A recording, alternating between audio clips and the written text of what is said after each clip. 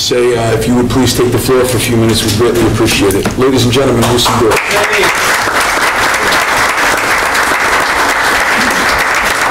Thank you so much, Ace. So we're changing gears here a little bit and jumping a couple of generations.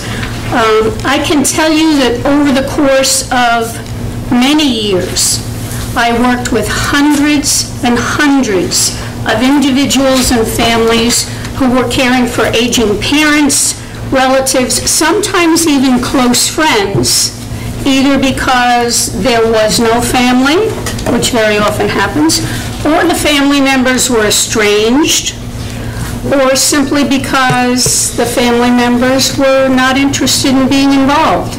You'd be amazed how often that helps. But I was able to see firsthand the physical, the emotional, and the mental health challenges that we face as we age. And I and my family are all going through that ourselves at this point. Even among seniors with large, well-intentioned families, one of the saddest, most universal issues in aging is social isolation and loneliness. I had a client years ago who was a perfect caregiver, a loving daughter. She had a family, a husband, 2 teenagers. She worked full-time, but her mother lived around the corner, and she stopped after work every afternoon to visit her mom just to make sure everything was okay. And one afternoon she got there, her mother greeted her, and she knew something wasn't quite right, and she said, "Mom, your voice is so raspy. Are you okay? Are you coming down with a cold?" And her mom said, "Oh, very matter-of-factly, no, this is just the first time I've spoken today."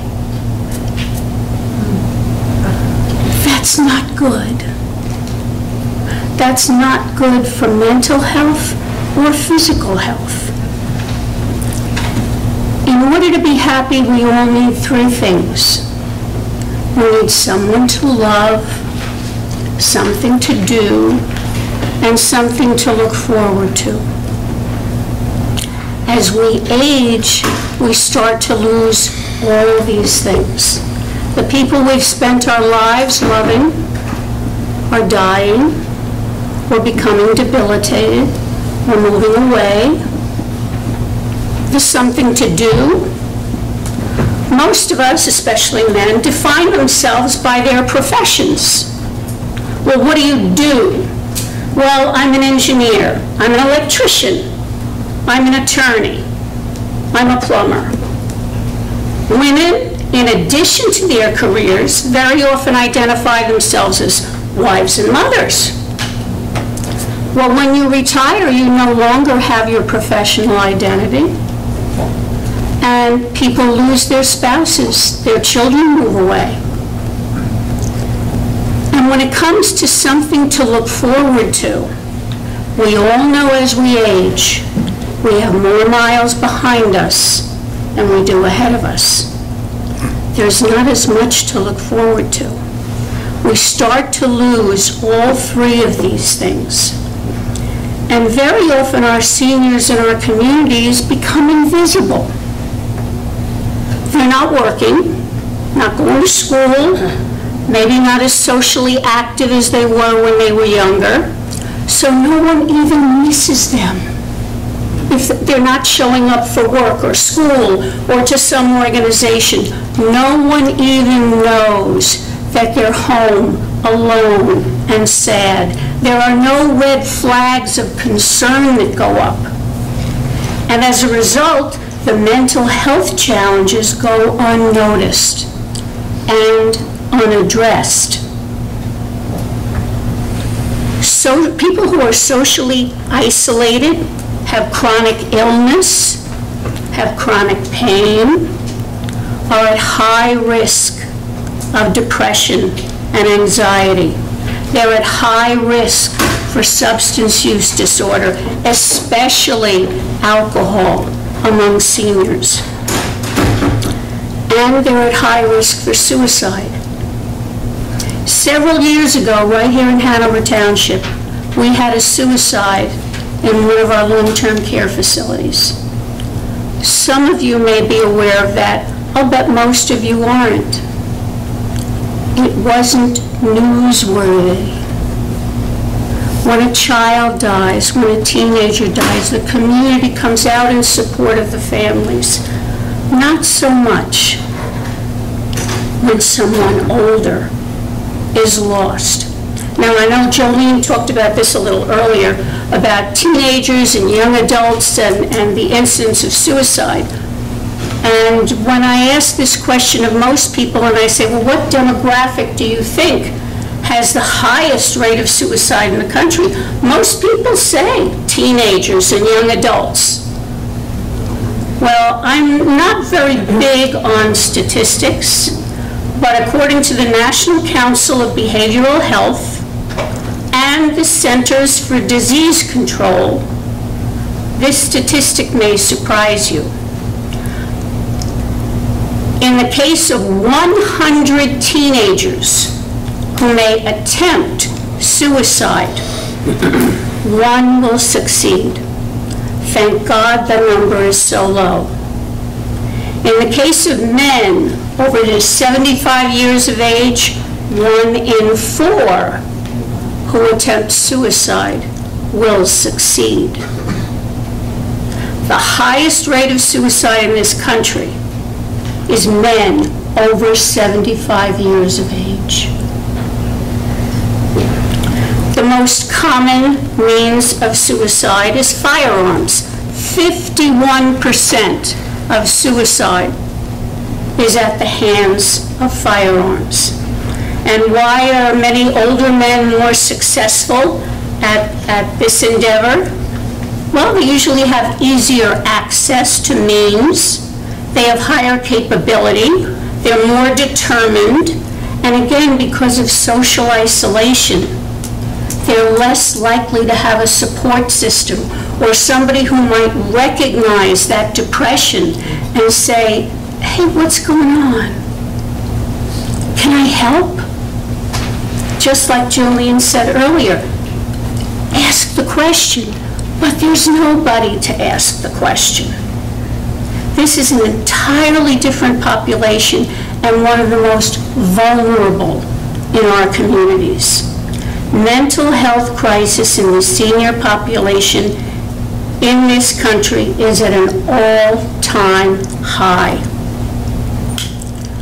The message I want to share tonight is don't wait for a crisis to get educated about resources, not just in relation to seniors, but to everyone across the lifespan.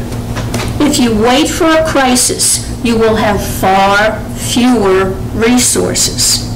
You need to learn about the elder care and mental health resources in our community. Now, there's a handout up here on the table, 4 pages of elder care resources. I'm not going to bore you by going through all of this, but it's here for you to take, and I will be sharing this with Mayor Gallagher, and he'll be posting it on the Hanover Township website. But if there are 2 resources I can share with you as a first line of touchstones, I know they're up there on the screen, the type is very small, but they are included in this list. The first absolutely your first resource, especially here in Morris County, is the New Jersey ADRC. That's the Aging and Disability Resource Connection. Every county in the state of New Jersey, all 21 counties, have an office on aging. And when you reach out to that website or call that number, you will be connected to the one in your county. One of Morris County's best kept secrets is our Office on Aging. They are absolutely stellar. They have resources about adult day centers, which, by the way, was the solution for this daughter's mother who hadn't been talking all day. Once we sat down and talked about it, and I suggested an adult day center, and her mom, after quite a bit of cajoling, agreed to participate. She started 2 days a week, then 3, then wound up going 5. and she had stories to tell her daughter every night when she came by a visit. You can get information about adult day centers, geriatricians, home care agencies, long-term care facilities, transportation services, Meals on Wheels, everything there is to know about elder care resources in each county can be found through the ADRC. Excuse me. My next recommendation is to reach out to the Aging Life Care Association. That is a national network of credentialed and vetted geriatric care managers. A care manager is like a general contractor or a football quarterback. They manage all the other resources that need to be brought into play to take care of the person at risk. They do an assessment, they come up with a care plan, they do the monitoring. You can get resources from the ADRC, but the geriatric care manager is the one who's going to tell you, well, these are the good ones, these are the not so good ones. There are good home care agencies and not so good ones. There are good long-term care facilities and not so good ones. You're not going to get that from a list on the internet. You need someone who knows your family and can come in and do a personal assessment. So what I've done really in this short time is give you a thumbnail sketch of the situation and what some of the resources are. There is help out there, but you need to be proactive and reach out for it. Whether it's a senior, a teenager, a mom, a dad, or anyone in between. So my best advice is to be proactive, reach out to the resources that have been shared tonight, and you can make a difference. Thank you.